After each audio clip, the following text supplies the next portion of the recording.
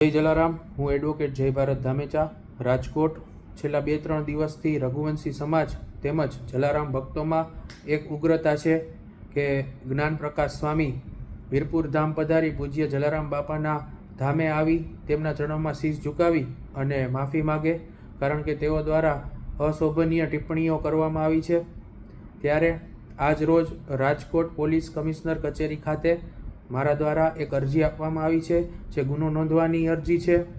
આ અરજીમાં ભારતીય ન્યાય સંહિતાની કલમ 298, 299, 302 અને 356 મુજબની કલમ હેઠળ ગુનો નોંધવા મેં કમિશનર સાહેબશ્રીની કચેરીએ આજરોજ અરજી આપી છે, જેમાં કોઈ પણ ધાર્મિક લાગણીઓ અથવા તો ભાવનાઓને ઠેસ પહોંચાડવાની કલમ છે, કોઈ ધાર્મિક સ્થળ, દેવી દેવતાઓ, ઈષ્ટદેવ, કુલ દેવતાઓનું અપમાન જ્યારે કરવામાં જાણી જોઈને આવતું હોય છે ત્યારે આ કૃત્યને અપરાધ કહી શકાય તેવી કલમો પણ આપણે આમાં મેં અરજીમાં સામેલ કરેલી છે, જેનો ગુના નોંધવા મેં સાહેબને અરજીમાં દર્શાવેલું છે કે આપ આ અરજી સ્વીકારી તેમના પર ગુનો નોંધો।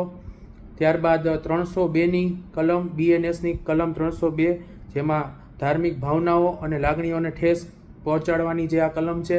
તેની પણ રજૂઆત મેં તે અરજીમાં સામેલ કરેલ છે, અને બદનક્ષીની કલમ 356 BNSની તે મુજબ પણ કાર્યવાહી થાય તેવી અરજી મેં આજ રોજ રાજકોટ પોલીસ કમિશનર સાહેબશ્રીને રૂબરૂ જઈ ઇન્વર્ટ કરાવેલ છે।